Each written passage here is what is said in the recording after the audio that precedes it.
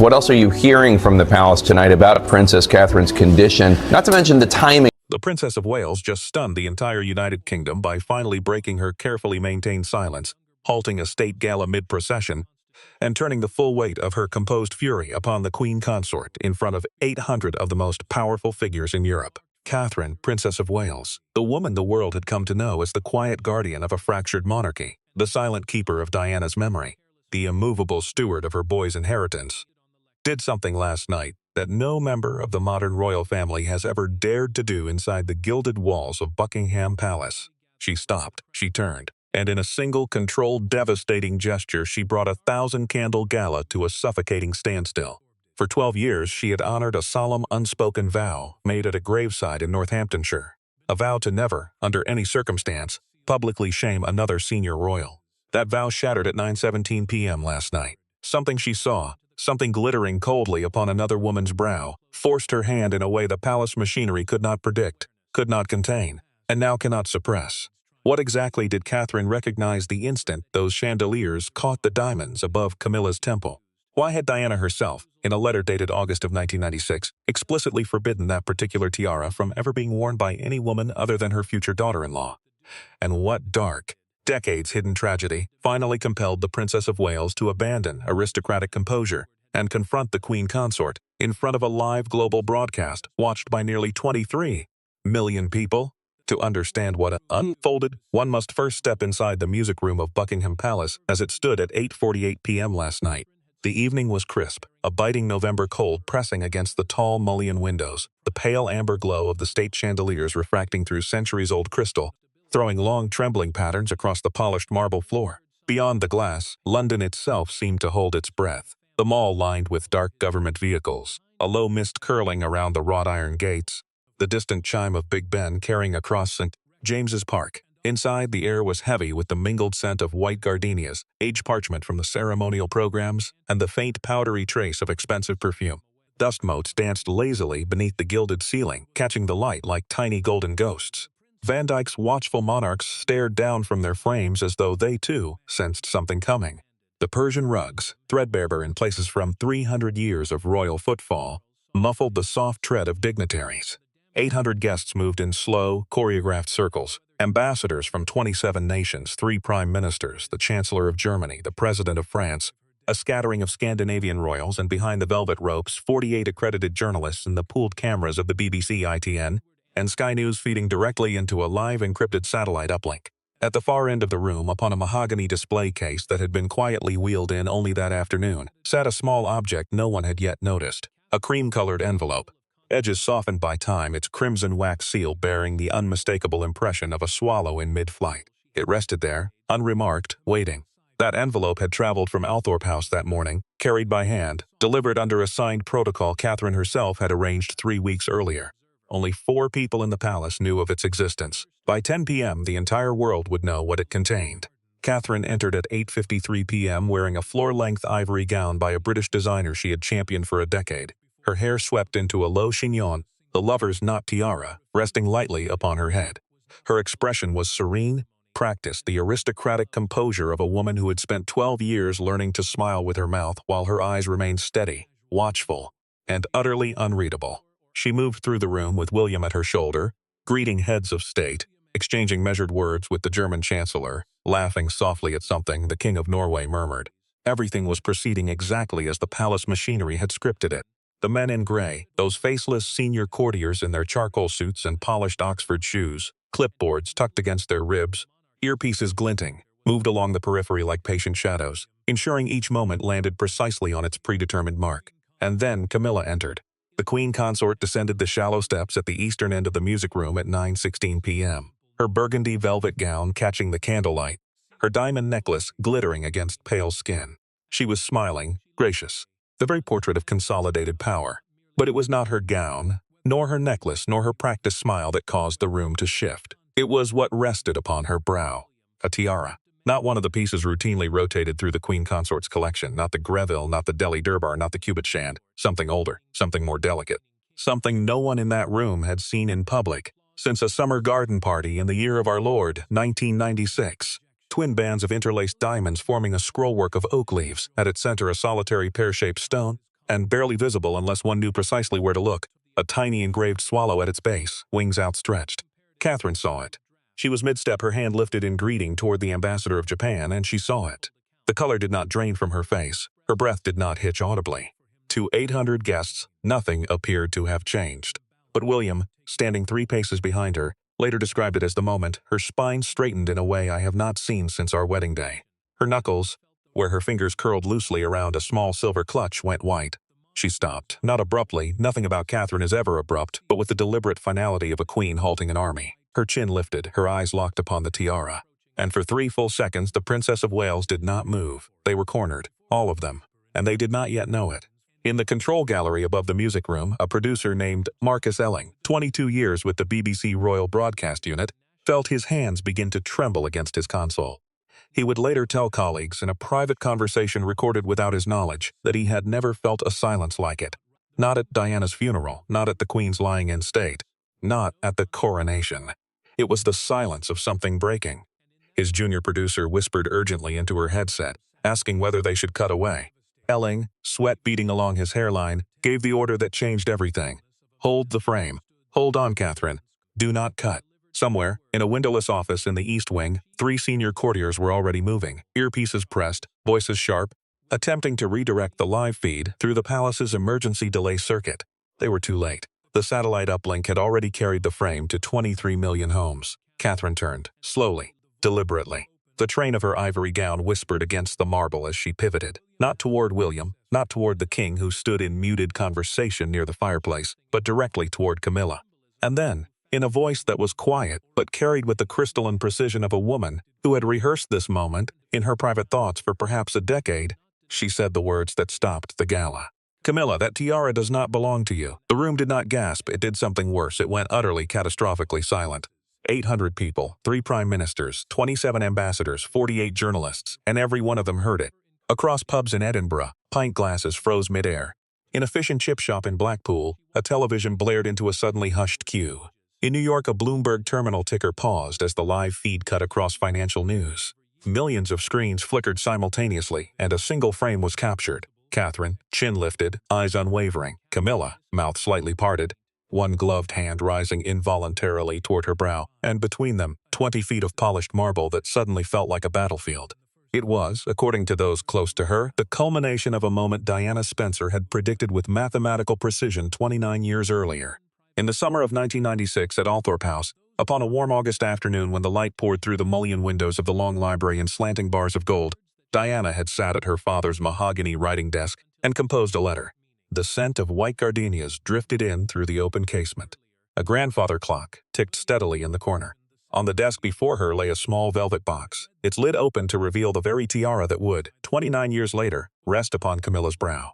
Diana had traced her fingertip along the tiny engraved swallow at its base, the swallow being the private crest her mother had adopted as a symbol of freedom, of flight, of a soul that could not be caged, and she had written, in her looping, unmistakable hand, a letter that would remain sealed in Althorp House for almost 3 decades.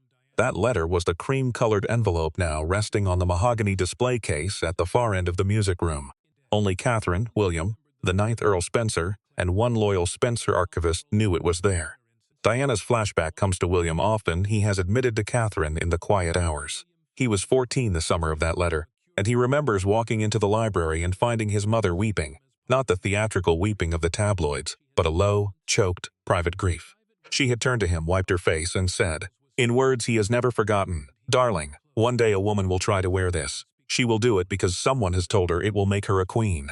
But she will not be a queen, and you must remember, the swallow only ever flew for one heart." He had not understood then. He understood now. The tiara itself had a provenance more devastating than the palace had ever publicly acknowledged. Commissioned in 1912 by the 5th Earl Spencer for his wife, it had passed through the Spencer line for 3 generations before being loaned. Never gifted. Loaned to the royal household in 1981 for Diana's wedding. Diana had worn it only twice in public. After her divorce, she had personally transported it back to Althorp, placed it in her mother's private safe, and left explicit written instructions with her brother Charles Spencer that the tiara was never, under any circumstance, to be worn by any woman associated with the man who broke my life. She named no one. She did not need to. The ninth Earl had honored that instruction for 29 years. And then, 6 months ago, a request had arrived at Althorp, signed not by the king, not by Camilla, but by a senior courtier known within the palace only as the Cabinet Secretary's shadow, a man whose name has appeared on no honors list, no official register, no public document, but who has, according to 3 separate sources within the royal household, been the invisible architect of nearly every major palace decision since 1994. He is the man in gray, charcoal suit, polished Oxford shoes, cold eyes behind wire-rimmed spectacles, clipboard perpetually tucked beneath his left arm. He is now 68 years old. In 1996, he was 39, and he was the junior courtier who first suggested to certain interested parties that Diana's presence in the royal family had become structurally untenable. In 1997, he was on the small committee that redirected her security detail on the night of August 31st. In 2005, he personally drafted the internal memoranda that governed Camilla's introduction into senior royal life. And in the spring of this year, he had submitted the request to Althorp for the loan of the tiara, forging, the ninth Earl's forensic team would later confirm, a counter-signature purporting to be from Charles Spencer himself. The Spencer family did not authorize the loan. The tiara that Camilla wore last night was, in the plainest legal terms, not hers to wear. Catherine had known this for 6 weeks. She had known because the ninth Earl, upon discovering the forgery in September, had traveled quietly to Windsor and requested a private meeting not with the king, not with William, but with the Princess of Wales. He had brought with him the forged document, the original Spencer inventory records, and, most devastatingly, the cream-colored envelope Diana had written in 1996. He had told Catherine that his sister's letter contained not only the prohibition upon the tiara, but the name of the man who had, in Diana's own words, engineered every catastrophe that ever befell me. Catherine had read the letter that afternoon in the private drawing room at Anmer Hall. She had wept briefly and silently, and then she had made her decision. She would not confront the palace privately. Private confrontation, Diana had warned, was how the machinery buried inconvenient truths. She would wait. She would let them wear the tiara in public. And when they did, she would end it in front of the world. The palace, of course, had no idea. At 9:17 p.m. after Catherine spoke those 7 words, Camilla's gloved hand hovered near her brow but did not touch the tiara. Her mouth opened. No sound emerged.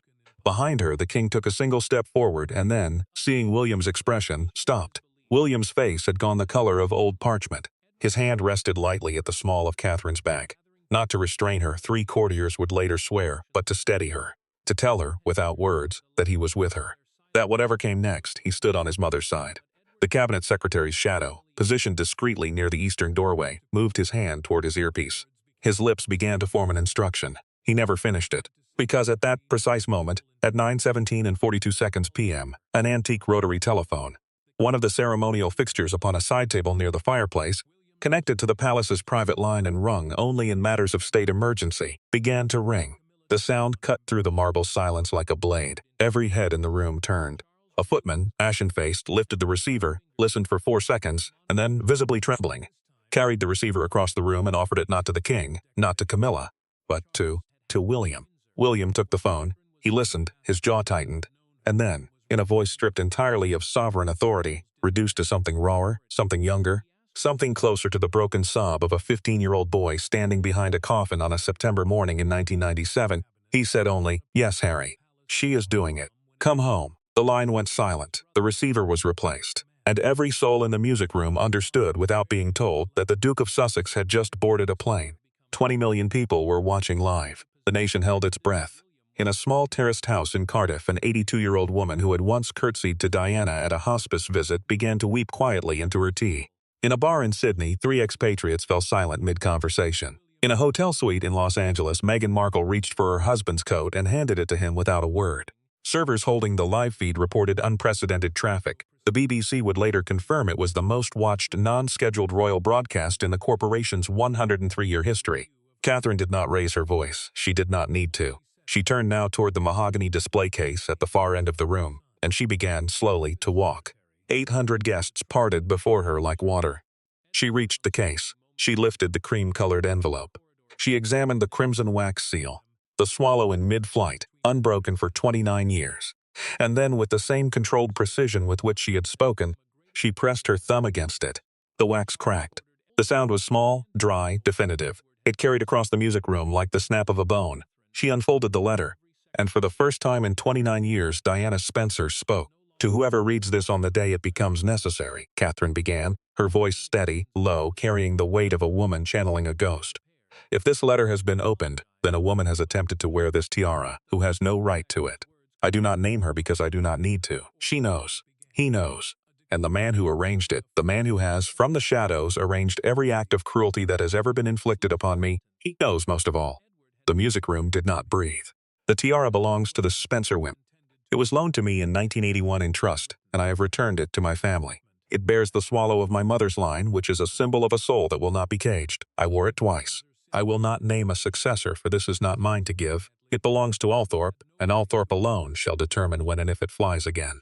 But I forbid, in the plainest terms I can write, that it should ever adorn the head of the woman who took my husband, nor any woman placed upon the throne by the same machinery that placed her there. A ripple moved through the room.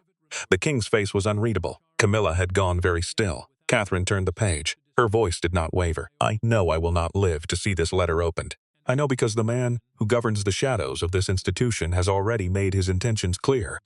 His name will not appear on any list of my enemies, for he has made certain of that. But I name him now, and I name him precisely, so that when this letter is read there can be no confusion. He is the senior courtier who has served 3 monarchs without ever holding a public title. He was 39 in the year I write this. He wears wire-rimmed spectacles. He carries a clipboard. He was in the room in April of 1996 when the decision was made to alter my security. He is the architect. He is the machinery. And if he still walks these corridors when this letter is read, then let this letter be his ending. Every head in the room turned. Slowly, instinctively, toward the eastern doorway, toward the 68-year-old man in the charcoal suit and polished Oxford shoes, wire-rimmed spectacles catching the candlelight, clipboard pressed against his ribs. His face had gone the color of ash. He did not move, he could not. He was terrified. Catherine folded the letter. She placed it back within its cream-colored envelope. She turned to Camilla, and in a voice softer now, almost gentle, she said, "Ma'am, I must ask you to remove the tiara. It is not yours. It has never been yours. It goes home to Althorpe tonight." For a long moment, Camilla did not move. And then, with the trembling dignity of a woman who had, perhaps for the first time in her life, understood the full scale of what had been done in her name, she raised both hands to her brow, lifted the tiara free, and held it out. Catherine did not take it. Instead, William stepped forward. William, who had been 14 the summer his mother had wept in the library at Althorpe. William, who had waited 29 years for this moment without knowing he was waiting. He took the tiara from Camilla's hands. He looked at it for a long moment. And then he turned and, without a word, carried it toward the 9th Earl Spencer, who had been standing quietly at the back of the room throughout the entire evening. The Earl received it. He placed it into a black velvet-lined case that had been waiting for it. The case clicked shut. The sound, small and mechanical, seemed to close something far larger than a lid. In the control gallery, Marcus Elling did not cut away. He held the frame. The cabinet secretary's shadow was already moving toward the eastern doorway. He did not reach it. 2 officers of the Royalty and Specialist Protection Command intercepted him with the quiet efficiency of men who had received their instructions 6 weeks in advance. His clipboard fell to the marble floor. It made a flat, unremarkable sound. He was escorted out of the music room without a word being spoken. Cameras did not follow, but every guest in that room saw him go. The king did not speak. He would not speak for another 6 hours. When he finally did, in a brief statement issued at 3:11 a.m., he would say only that the concerns raised by the Princess of Wales are being addressed with the seriousness they deserve, and that the individual named in the correspondence of the late Princess of Wales has been suspended from all royal duties pending a full independent inquiry. Camilla left the music room at 9:31 p.m. She did not return. Catherine remained. She spoke briefly with the German Chancellor. She thanked the President of France for attending. She curtsied to the King of Norway. She was once again the composed, immaculate Princess of Wales the world had come to know. But those who stood close to her that night, the ambassador from Japan, a lady-in-waiting who had served her for a decade, a footman who had known her since her wedding day, would later report that her eyes were bright, and that when she thought no one was watching, a single tear traced down her right cheek.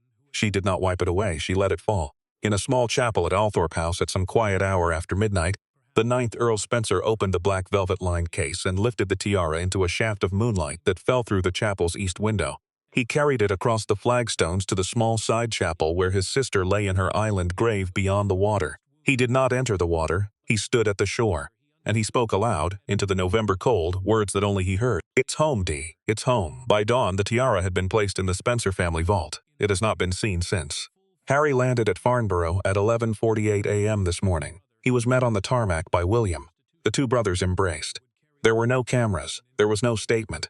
A palace source, speaking on condition of anonymity, would later describe the embrace as long, silent, and the first honest thing to happen between those two men in 8 years. The cabinet secretary's shadow has not been seen in public since his removal from the music room. His name has still not been printed by any major British broadcaster, bound as they are by long-standing understandings with the palace. But his role, his history, and his 40-year architecture of cruelty are now the subject of an independent inquiry announced by the Prime Minister at 7:12 this morning. 3 former private secretaries have already been called to testify. A forensic examination of the forged Spencer counter-signature has been commissioned. The Metropolitan Police have confirmed, in a statement of unprecedented brevity, that they are reviewing certain matters relating to the 1997 investigation. Diana Spencer, 29 years after her death, is finally being heard. Catherine has made no further statement. She was seen this morning walking through the gardens of Kensington Palace with her 3 children, wrapped in a dark green coat, her hair loose against the November wind. She stopped at one point near a rosebush her mother-in-law had planted in the spring of 1994. She rested her hand briefly upon a single bloom that had, against all reason, survived the November frost. She did not weep. She smiled, only a little, only for a moment. But those who saw it will remember it for the rest of their lives. The swallow, at long last, had flown free, and in the control gallery of the BBC Royal Broadcast Unit, at approximately 9:42 p.m. last night, Marcus Elling finally gave the order to cut. The screen went to black. No music played. No commentator spoke. For a full 11 seconds, an eternity in live broadcasting, the nation sat in unbroken silence, staring at nothing, feeling everything. The truth had saved her boys. The secret was out. And somewhere in a place beyond the reach of the machinery that had tried so ruthlessly to silence her, a woman in a white dress with a swallow at her throat was finally at rest.